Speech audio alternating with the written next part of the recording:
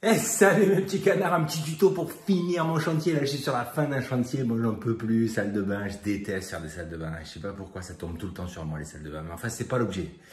Je suis en train de finir mon chantier, donc voilà, la salle de bain elle est quasiment terminée. Enfin oui, la salle de bain on va dire qu'elle est terminée. Je fais un petit peu des enduits là qui sont en train de sécher.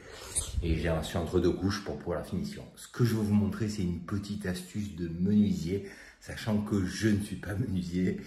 J'ai même pas les qualités des menuisiers habituels, parce qu'il faut dire ce qu'il est, c'est un vrai métier avec plein de savoir-faire, plein de compétences. Bon, bref. Moi, je suis dans la débrouille, d'accord? Et donc, du coup, je vais vous présenter un petit kit d'outils. Bon, je vous le dis tout de suite, ça m'a coûté une fortune, hein. Ça vaut une fortune, parce que pour faire des choses aussi belles que ça peut que coûter très très cher. À moins que vous me connaissiez bien et que vous sachiez déjà un petit peu la chute de la chose. Parce qu'évidemment, je vais vous communiquer le tarif de ce que je vais vous présenter. Ce que je vais vous présenter, c'est une petite astuce pour faire du rebouchage de trous dans du bois le plus propre possible. Là, il se trouve que dans cette pièce, ici, on avait une cloison, d'accord? On voit un peu les stigmates de la cloison. C'était une cloison placo qui avait été faite sur le parquet, qui est un parquet flottant en bois massif. C'est du chêne, mais c'est du contre-collé. Donc il y a une épaisseur de peut-être 2 mm de chêne en surface.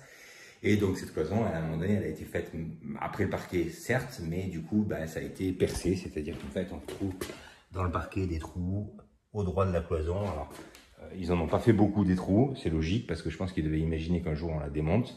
Mais enfin, bon, bref, peu importe, il y a quand même 5-6 trous à reboucher ici. Accessoirement, cette porte qui est en chêne, comme on a un peu changé la distribution des deux pièces qui sont là, en fait, cette porte, c'était une porte qui était une pouce en droit, mais qui est devenue une pouce en gauche, d'accord?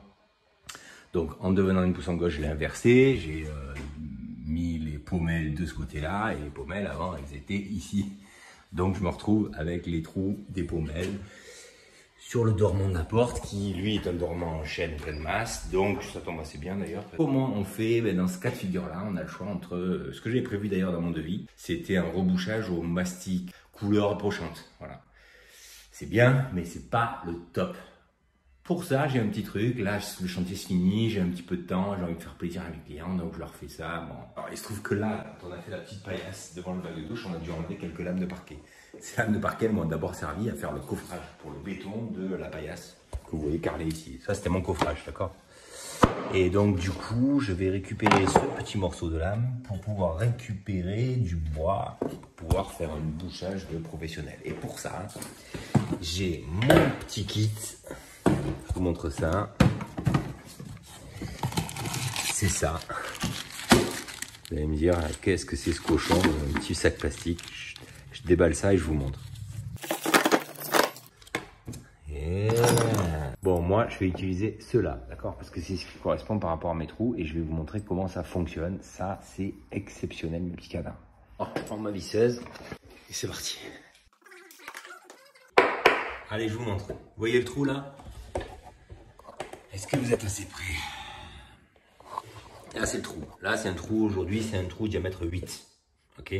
Ça, c'est une fraise diamètre 10. Donc, en fait, en réalité, je vais un petit peu agrandir le trou. Alors, attention, il y a un petit peu des bavures sur les côtés du trou qui, ça, bon, resteront pas terribles. Mais pour ce trou-là, parce que, en fait, ça a été percé avec un perfo, sans doute, et pas une perceuse. Donc, en fait, bon, c'est un peu mis sur le côté, mais c'est pas très grave. Je prends cette fraise de 10, je la mets sur ma visseuse. Là, il faut être prudent sur le démarrage, d'accord? Parce que comme il n'y a pas de centreur, eh bien, il faut noter qu'il ne faut pas faire n'importe quoi. Donc, le mieux, c'est de faire tourner la visseuse et puis doucement de se placer le mieux possible, le plus net possible du premier coup. Ok? Je vais mettre de la lumière pour que vous voyez quelque chose. Donc là, je mets comme ça. Je mets doucement sur le trou. Et là, je fraise. Là, en fait, qu'est-ce que j'ai fait? J'ai fait un trou plus net, gabarisé, ok? Qui va correspondre à quoi? Qui va correspondre à ça, d'accord? Et ça, je vous montre comment on fait. Je change de fraise sur la visseuse, je mets la fraise qui correspond en termes de diamètre, donc c'est la fraise de 10, mais 10 intérieur. Je prends un morceau de lame comme ça, et là, je viens ici, même topo.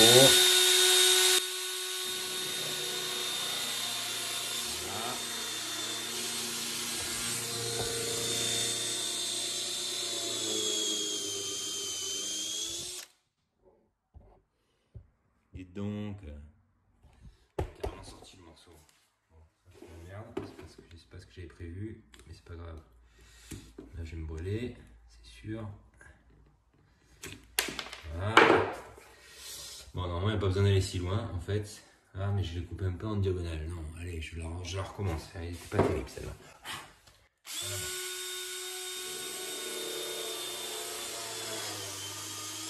Voilà, pas besoin d'aller profond.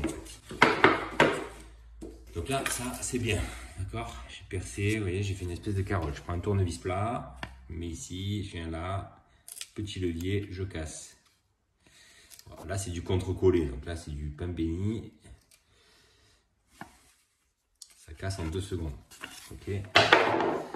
Ensuite, ça sert à rien de garder trop de longueur là. Hein. Ça peut être un piège ça. Donc je prends une petite pince comme ça, d'accord? Je viens ici, là, et là, hop, je viens un petit peu le raccourcir. Je n'ai pas besoin de plus que ça. 1 cm, ça suffit largement. Et maintenant, tour de magie. Ça, dites-vous bien, ça va aller parfaitement là-dedans. Ok? Donc là, ce que je vais faire, c'est que je vais respecter le plus possible le sens des lames du bois, d'accord? Et cette petite rustine, en réalité, je vais la coller. Je la coller avec quoi? Avec de la colle à bois, tout simplement. Un petit coup d'éponge si ça déborde. Un petit coup de toile à mairie pour ajuster un peu le truc. Et puis, ça sera nickel. Et voilà. Et alors, je prends de la colle comme ça. Là, je vais la mettre.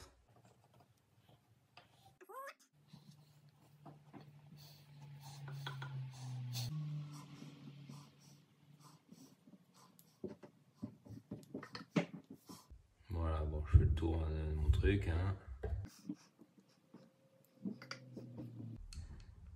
Voilà. Alors, les veines sont dans le sens, ma petite rustine, je mets les veines dans le sens du bois. Ok. Bon. Mailler en caoutchouc, c'est mieux, mais moi j'en ai pas là. Okay. On peut avec ce qu'on a. Voilà. Petit coup d'éponge pour y voir clair.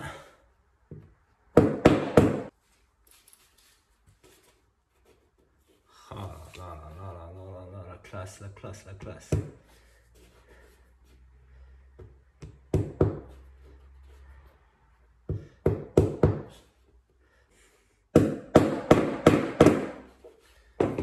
Impeccable. Voilà. Un petit bout de toile à mairie pour finir.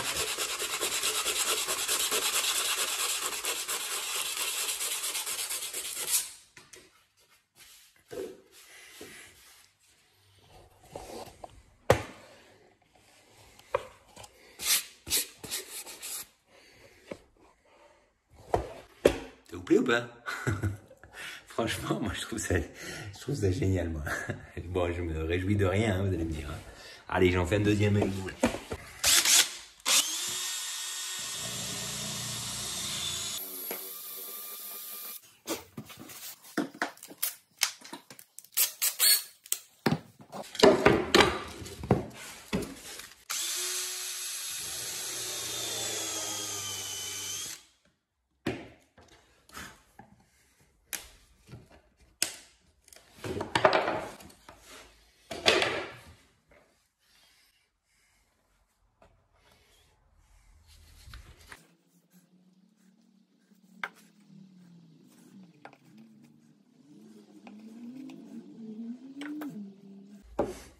Parce que les menuisiers qui vont voir ça, ils vont se dire non mais qui c'est ce tocard? Je ne suis pas menuisier, je ne suis pas menuisier, c'est comme ça. Ça ne m'empêche pas d'avoir ma petite astuce à partager. Si je la partage, c'est que c'est pas une astuce en bois. Hein. C'est le cas de le dire. Ça serait le cas de le dire. Mais... Bon voilà, voilà ma petite rustine. Ok. Sens du bois. Ok. Allez, on y va. On descend. Ici ma colle.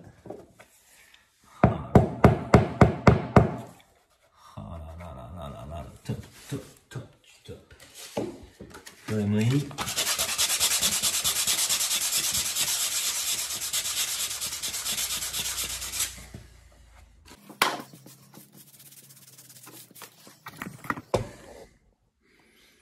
Allez, ne vous inquiétez pas, je vous montre après comment ça sèche. Hein. Ça c'est le sol, vous l'aurez compris, pas de problème. Maintenant on va faire dormant de porte, d'accord? Dormant de porte, donc c'est ça. Ces trous là qui sont dans le dormant de porte.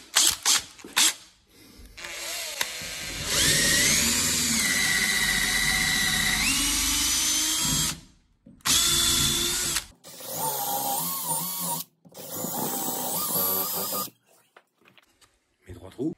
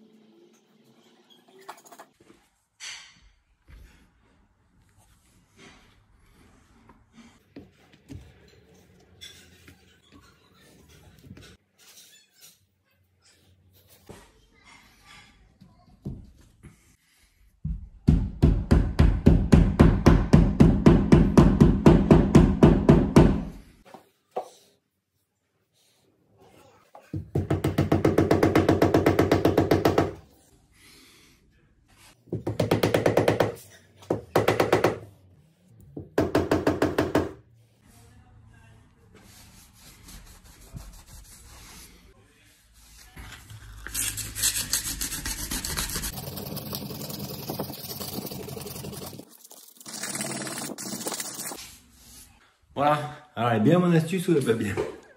Non, bon, c'est une petite astuce de bricoleur, d'accord? Mais il n'en demeure pas moins que ce genre de kit, on le trouve vraiment pas cher sur internet. Je vous affiche là le prix que ça coûte. Voilà, bon, au départ, quand j'ai commandé ça sur AliExpress, parce que c'est bien là que je l'ai commandé, eh bien, je me suis demandé si ça pouvait être bien. Le fait est qu'en fait, sans doute qu'il existe des outils beaucoup plus professionnels qui vont peut-être même durer plus longtemps. Mais enfin, ceux-là, ça fait quand même quelques années que je les ai. Et donc, du coup, honnêtement, je ne vois pas où ça peut aller. Hein. Si c'est bien stocké, encore, moi, je les stocke pas correctement. Mais tout ça pour dire que même à ce tarif-là, ce genre de petit article en provenance de Chine, eh bien, ça fonctionne bien. Il n'y a pas de difficulté. Sans doute qu'un menuisier professionnel vous dirait qu'il y a moyen de faire beaucoup mieux, beaucoup plus fin, beaucoup plus précis, etc. Mais honnêtement, pour ce genre de petite application, je trouve ça très bien. Et puis, vu le prix, voilà, je me dis que... Enfin, je me suis dit le jour où je les ai commandés, si je m'en sers une fois et que ça marche, je serais déjà très content, quoi, voilà. Et si tu veux avoir un sec sans eau, bah ça donne ça. Voilà, celui-là, je l'ai fait tout à l'heure, tu vois. Voilà. Alors, il y a des petits défauts parce que le pré-trou n'était pas forcément parfait. Hein, mais enfin, petite astuce, quand on fait les portes, là, j'ai pas eu le temps de le faire, mais ça m'arrive de dégonder les portes et de venir faire mes petites carottes dans le champ de la porte en dessous. Parce qu'en dessous, c'est pas une difficulté. J'aurais pu faire ça pour le dormant, mais là, bon, c'est du chêne, ça va très bien. Et puis en plus de ça, ces portes, elles vont être poncées et revernies par le peintre. Donc honnêtement, ça ne se verra plus. Alors, on est 15 jours après le moment où j'ai filmé ce tuto. Et je m'aperçois qu'en fait, en faisant le montage, que les images elles sont vraiment dégueulasses. Donc je suis vraiment désolé pour ça. Je vais essayer de vous montrer d'autres bouchons que j'ai fait. Alors là, on est chez moi, mais il se trouve que j'avais des portes. Donc c'est des portes en bois massif, c'est pas du chêne, c'est notre bois. Mais bon, bref, j'ai carotté en dessous de la porte pour faire mes bouchons. Et en fait, sur toutes les portes, j'avais des anciennes poignées. Vous savez, les poignées qui avaient 2 points de fixation, c'est-à-dire un là et un là.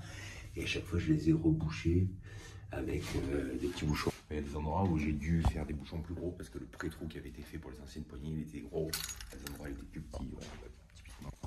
Et évidemment, il faut bien tomber sur la teinte du bois et tout. Bon, en fait, ceci, on peut aller chercher dans le bois un endroit où la teinte est approchante de l'endroit où on a le trou.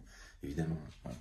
Bon, je finis de monter la vidéo et je la poste. J'espère que cette petite astuce vous fait plaisir et vous intéressera. Et puis sinon, merci de regarder la vidéo jusqu'au bout. Si vous avez des questions, n'hésitez pas à les mettre dans les commentaires. J'y répondrai. À bientôt. Bye bye.